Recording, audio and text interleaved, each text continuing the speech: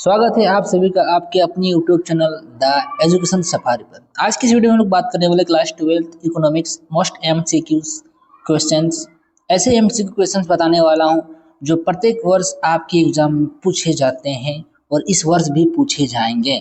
तो आप इस वीडियो को अंत तक जरूर देखिएगा और वीडियो में पहली बार जुड़ रहे हैं तो इस चैनल को सब्सक्राइब जरूर कर दीजिएगा और वीडियो अच्छी लगे तो लाइक जरूर कीजिएगा और अपने दोस्तों के पास शेयर भी कीजिएगा ताकि उन्हें भी कुछ इन्फॉर्मेशन मिले। तो चलिए स्टार्ट करते हैं विदाउट समय को बर्बाद करते हुए इस टाइम वीडियो को। तो आज का हमारा पहला वीडियो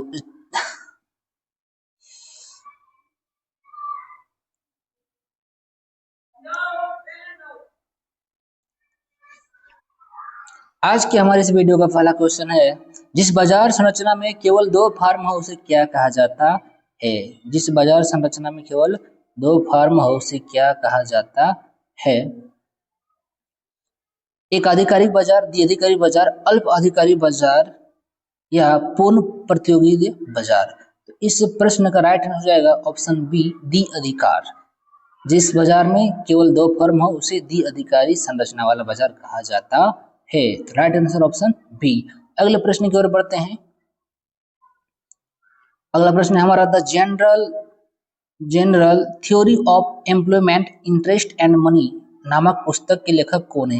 यानी जो किताब है the general theory of employment, इसके लेखक कौन है।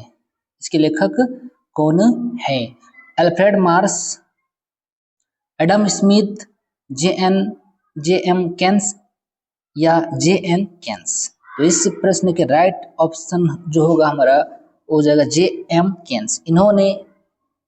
इन्होंने इस किताब को लिखा था। तो ऑप्शन सी हमारा राइट आंसर हो जाएगा।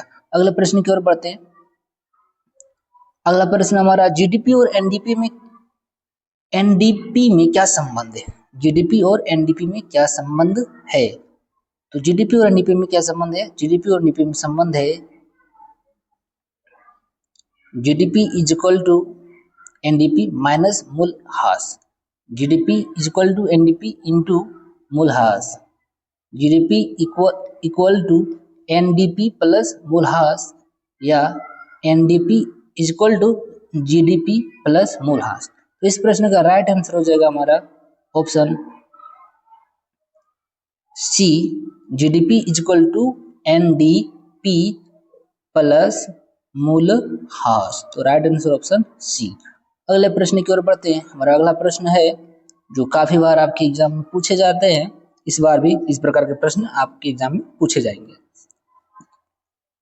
निम्नलिखित में किस विधि से जीडीपी की गणना की जा सकती है। किस विधि द्वारा हम जीडीपी की गणना कर सकते हैं, ये आपको बताना है। पहला ऑप्शन है मूल्य वृद्धि विधि। ऑप्शन दूसरा जो है वो है आय विधि और ऑप्शन तीसरा यानी सी व्यय विधि और ऑप्शन डी में दे रखा क्या, इनमें से सभी। तो इन सभी विधियों का प्रयोग कर हम जीडीपी की गणना कर सकते हैं।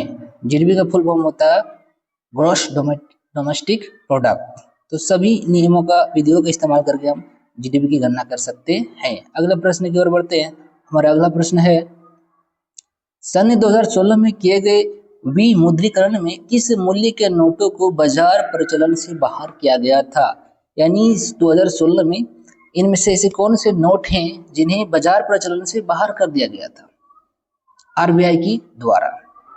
कौन से नोट चलेंगे कौन से नोट नहीं चलेंगे ये डिसाइड करता है आरबीआई, भारतीय रिजर्व बैंक। तो इसका राइट आंसर हमारा हो जाएगा ऑप्शन सी। सन 2016 में 500 एवं 1000 के रुपए को बाजार प्रचलन से बाहर कर दिया गया था। तो ऑप्शन हो जाएगा हमारा सी, 500 एवं 1000 के रुपये वाले नोट को बाहर कर दिया गया था बाजार प्रचलन से। कब? तो 2016 में, याद रखिएगा। अगले प्रश्न की ओर बढ़ते हैं। अगला प्रश्न है भारत का केंद्रीय बैंक निम्न में से कौन सा है। यानी भारत का जो केंद्रीय बैंक है वो कौन सा है। भारतीय State Bank, Central Bank of India, भारतीय reserve Bank, Bank of India. तो इस प्रश्न का राइट आंसर हो जाएगा हमारा भारतीय रिजर्व बैंक। भारतीय रिजर्व बैंक जो है भारत का केंद्रीय बैंक है। Option C is a right answer. याद रखिएगा, वेरी वेरी इंपॉर्टेंट वाला प्रश्न है ये, बार बार पूछा जाता है, तो बिल्कुल गलत करके मत आना एग्जाम में। चलो अब बढ़ते हैं आगे अगले प्रश्न में।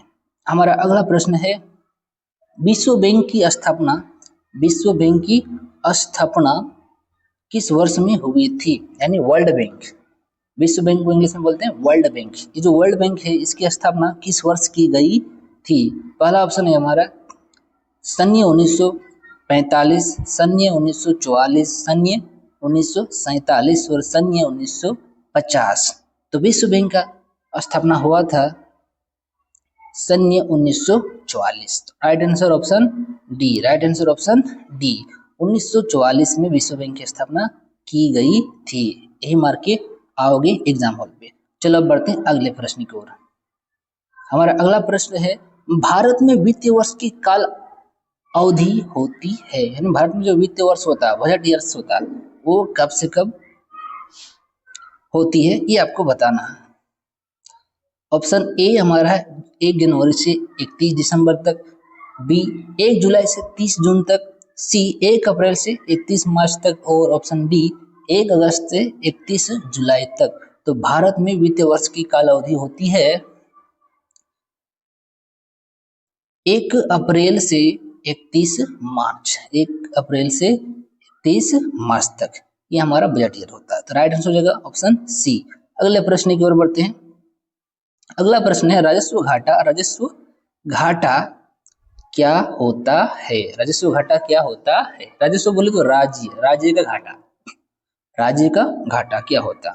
राजस्व व्यय और राजस्व प्राप्ति का अंतर, पूंजीगत व्यय और पूंजीगत प्राप्ति का अंतर, निर्यात और आयात का अंतर, कुल व्यय और कुल प्राप्ति का अंतर। तो राजस्व घाटा क्या होता है? राजस्व घाटा होता है राजस्व व्यय और राजस्व प्राप्ति का अंतर। इसके द्वारा हम लोग राजस्व घाटा का आकलन कर सकते हैं। तो राइट आंसर हो जाएगा ऑप्शन नंबर ए, राजस्व व्यय और राजस्व प्राप्ति का अंतर। अगले प्रश्न की ओर बढ़ते हैं और हमारा अगला प्रश्न है सामान्यतः एक मांग वक्र की ढाल कैसी होती है? मांग वक्र की ढाल कैसी होती है, यानी बाजार में जो मांग वक्र की ढाल है वो उसका जो नेचर है किस प्रकार का होता है, यही आपको बताना है। तो हमारा पहला ऑप्शन दे रखा है यहाँ पे धनात्मक यानी प्लस पॉजिटिव, ऋणात्मक यानी नेगेटिव माइनस, या फिर सी पहले धनात्मक यानी नेगेटिव, फिर पहले धनात्मक यानी पॉजिटिव, फिर ऋणात्मक यानी नेगेटिव, या ऑप्शन डी पहले ऋणात्मक फिर धनात्मक, पहले ऋणात्मक फिर धनात्मक। तो जो हमारा बाजार की जो मांग ढाल होती है वो पहले ऋणात्मक की ओर होती है फिर धनात्मक की ओर। तो हमारा राइट आंसर हो जाएगा ऑप्शन सी, पहले ऋणात्मक फिर धनात्मक। ये मांग वक्र होती है बाजार का। चलिए अब बढ़ते हैं अगले प्रश्न की ओर। तो आज के इस वीडियो में इतने ही प्रश्न थे।